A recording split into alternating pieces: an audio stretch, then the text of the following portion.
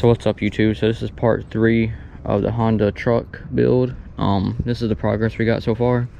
We got this one section completely cut off altogether, and unfortunately it rained, so there's water in there's water down here, and there's water in the seat, in the carpet area, and like down in here a little bit. But we got the shop vac out. So we want to bust that bad boy out and get this water and glass out of here. But on the other side, we're almost done through it as well. Got this piece down here completely off. We just got to cut this little pillar right here, and then just just cut this little pillar right here, and we just got to cut through the roof, and then this bad boy is off finally. After like 4 batteries later, I mean, we're still waiting for the freaking we're still waiting on the Sawzall to cool down currently still. So I think we're going to resume. But so yeah, that's the progress we got so far. And we're about to start making the roof cut here shortly as well, once this Sawzall cools off. Then we'll start beating on the panels right here and fold them in, and start test fitting. Hey, say hi. Hi.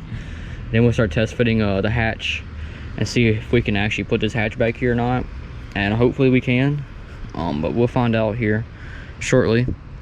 So yeah, so I'll come back in a second when I got some more progress done. So alright, so this is the update portion of this video.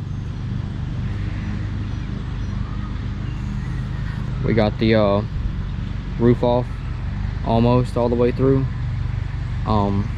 Just got a little 2-foot section probably to cut through, and then it's just a lot of beating into the panels, the quarter panels, to get them straight, and a little bit of grinding over here.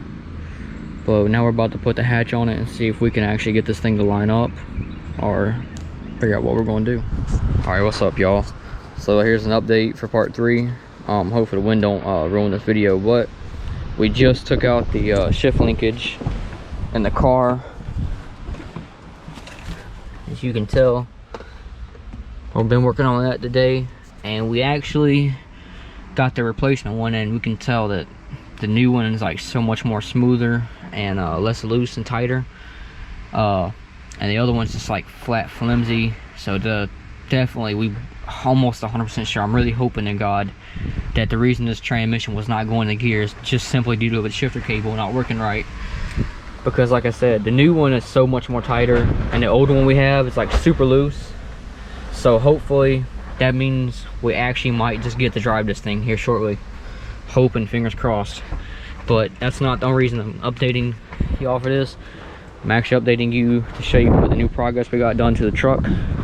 So I finished beating in this a little more, and here comes the wind, so hold on. We also, if you couldn't tell in the last video, there's still, all this is still here.